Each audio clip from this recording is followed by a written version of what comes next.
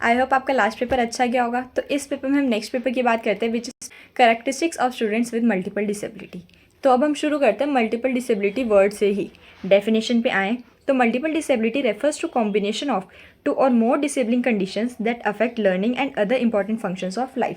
मतलब कि multiple disability दो या फिर दो से ज़्यादा डिसेबिलिटीज़ के कॉम्बिनेशन को कहा जाता है जो किसी भी एक इंडिविजुअल की डे टू डे लाइफ पर अफेक्ट डालता है। अब वो डिसेबिलिटीज़ का combination physical disability with mental disability भी हो सकता है, या फिर mental disability with mental disabilities भी हो सकता है, या फिर physical disabilities with physical disability भी हो सकता है। अब हम कुछ एग्जांपल्स की बात करें तो डेफ ब्लाइंडनेस, या फिर locomotor disability with speech impairment, या फिर विजुअल डिसेबिलिटी विद आईडीडी। अब बात करते हैं 1.2 की। ये था 1.1 का बेसिक। अब 1.2 पे आता है early symptoms of multiple disability and risk factors. तो अर्ली सिम्टम्स क्या होता है, जो किसी भी डिसेबिलिटी कोई भी डिसेबिलिटी हो रही होती है उसके शुरुआत में जो जो सिम्टम्स दिखते हैं उन्हें अर्ली सिम्टम्स कहा जाता है। तो वो सिम्टम्स कौन कौन से हो सकते हैं कि बच्चे की लिमिटेड स्पीच हो, मतलब जिस स्पीड से उसकी एज बढ़ रही है उस स्पीड से उसका लैंग्वेज या कम्युनिकेशन नहीं बढ़ रहा है, उसकी मोबिलिटी अच्छी नहीं है, उसका अपने फाइन मोटर ग्रॉस मोटर पर कंट्रोल अच्छा नहीं है, या फिर आई हैंड कोऑर्डिनेशन अच्छा नहीं है, या फिर वो अपना हियरिंग और विजन सेंस को प्रॉपरली यूज़ नहीं कर पा रहा है। अब रिस्क फैक्टर्स पे आएँ। रिस्क फैक्टर्स क्या होते हैं, जिन जिन वजह से डिसेबिलिटी हो सकती है उन्हें रिस्क फैक्टर्स कहा जाता है। रिस्क फैक्टर्स को 3 फेजेस में डिवाइड किया गया है, प्रीनेटल, नेटल एंड पोस्टनेटल। अब हम एक एक करके बात करते हैं। तो प्रीनेटल पीरियड होता है प्रेगनेंसी वाला, जब बच्चा अपनी मम्मी के पेट में होता है उस टाइम पे क्या क्या रिस्क फैक्टर्स हो सकते हैं। तो अगर मदर किसी भी अल्कोहल या ड्रग्स का कंजप्शन कर रही है, या फिर मदर की कोई इंजरी हो जाए, एक्सीडेंट हो जाए, इन्फेक्शन हो जाए, या फिर एंग्जाइटी हो, डिप्रेशन हो, या फिर एक्सेसिव अल्ट्रासाउंड करा रही हो मदर, ज़्यादा अल्ट्रासाउंड कराने की वजह से जो रेस पड़ते हैं वो भी बच्चे पे एक नेगेटिव इम्पैक्ट डालती है, या फिर रुबेला वायरस हो जाए, ये सारे रिस्क फैक्टर्स होते हैं प्रीनेटल पीरियड के टाइम पे। अब नेटल, जब डिलीवरी हो रही होती है, जब बच्चे का जन्म हो रहा होता है उस टाइम पे अगर अनप्रोफेशनल डॉक्टर है, या फिर बच्चा हाथ से गिर जाए, या फिर उसको प्रॉपर ऑक्सीजन ना मिल रही हो, या फिर जब वैक्यूम की मदद से बच्चे को बाहर निकाला जा रहा हो तब उसे कोई फिजिकल डिसेबिलिटी हो जाए, उसके किसी बोन में क्रैक आ जाए, ये सब नेटल पीरियड के टाइम के रिस्क फैक्टर्स होते हैं। अब नेक्स्ट पोस्ट नेटल पीरियड होता है जब बच्चे का बर्थ हो चुका होता है, जब वो अपनी ज़िंदगी जी रहा होता है। उस टाइम पे माल न्यूट्रिशन एक फैक्टर हो सकता है कि बच्चे को प्रॉपर न्यूट्रिशन नहीं मिल रहा है, कोई एक्सीडेंट हो जाए, इंजरी हो जाए, इन्फेक्शन हो जाए, या फिर न्यूक्लियर रेडिएशंस बच्चे को हो, या फिर कोई सीवियर फीवर हो जाए,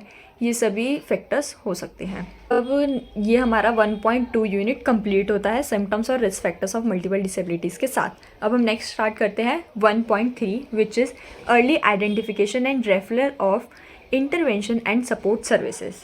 तो अर्ली इंटरवेंशन क्या होता है, डेफिनेशन की बात करें तो early intervention is the ability to recognise developmental milestones in children. मतलब कि बच्चे की ग्रोथ में जो जो तकलीफ़ें आ रही हैं उन तकलीफ़ों को आइडेंटिफाई करना, उसे क्या डिसेबिलिटी है या फिर उसको क्या दिक्कत है, इसको अर्ली आइडेंटिफिकेशन कहा जाता है। एक पेरेंट्स के थ्रू, या फिर जनरल एजुकेटर के थ्रू, उसके पीयर ग्रुप के थ्रू, या फिर उसके फैमिली मेम्बर के किसी भी थ्रू हो सकता है। जैसे कि कोई रिलेटिव आ रहा है, वो कह दे कि आपने अपने बच्चे में ये चीज़ नोटिस की, कोई भी अलग कंडीशन होती है उसकी एज के अकॉर्डिंग या फिर उसके जेंडर के अकॉर्डिंग, तो रिलेटिव्स या फिर पीयर ग्रुप या फिर जनरल टीचर आगे पेरेंट्स को कंसल्ट करते हैं। बच्चे में ये सिनेरियो अलग दिख रहा है। अब उन्होंने पेरेंट्स को आके कहा, पेरेंट्स से उन्होंने रिक्वेस्ट की कि आप इसको डॉक्टर के विजिट कराओ या फिर किसी स्पेशल एजुकेटर से कंसल्ट करो, इसे कहा जाता है रेफरल। अब डेफिनेशन पे आए तो referral is the initial request to consider a student for a special educator evaluation. मतलब कि कोई भी आके पेरेंट्स को रिक्वेस्ट कर रहा है या फिर किसी से भी रिक्वेस्ट कर रहा है चाइल्ड को लेके कि उसका फर्दर असेसमेंट इवेल्यूएशन कराओ, उसके अंदर ये अलग कंडीशन दिख रही है, इसको रेफरल कहा जाता है। अब रेफरल भी फैमिली मेम्बर के थ्रू हो सकता है, उसके फ्रेंड्स के थ्रू हो सकता है, किसी रिलेटिव के थ्रू हो सकता है, टीचर के थ्रू हो सकता है।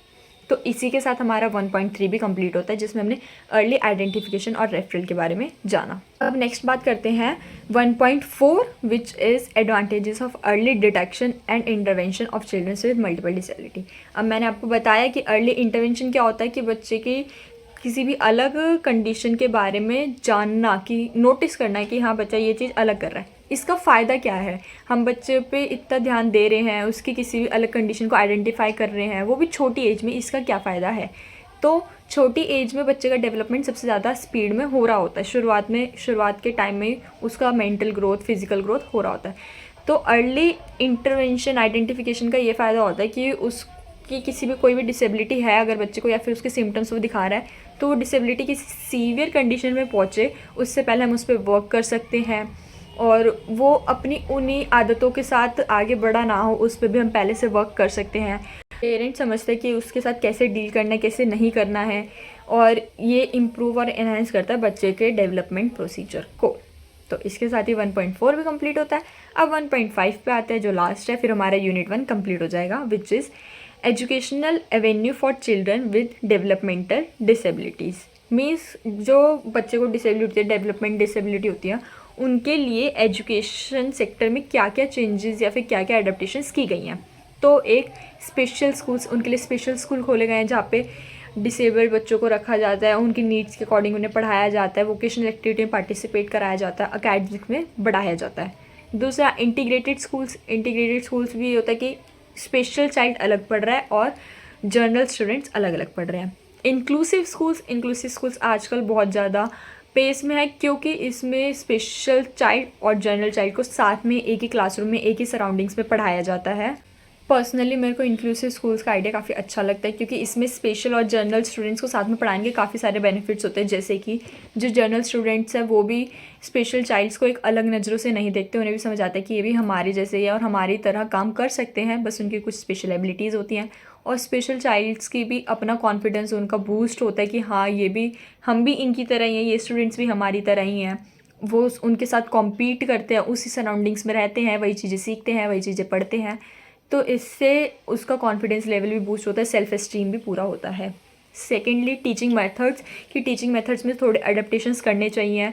अगर किसी को वीआई का प्रॉब्लम है, लाइक वो विजुअली इम्पेयर्ड है, तो टीचर को रिटर्न वर्क की जगह कुछ टेक्टाइल ऑब्जेक्ट से सिखाना चाहिए जिससे बच्चा टच करके सीख सके। थोड़ा सा करिकुलम एडेप्टेशन भी करा जा सकता है। मल्टीपल लैंग्वेजेस का यूज़ ना करके एक पर्टिकुलर लैंग्वेज को लेके काम करे और उसको क्लियर वर्ड्स का यूज़ करे।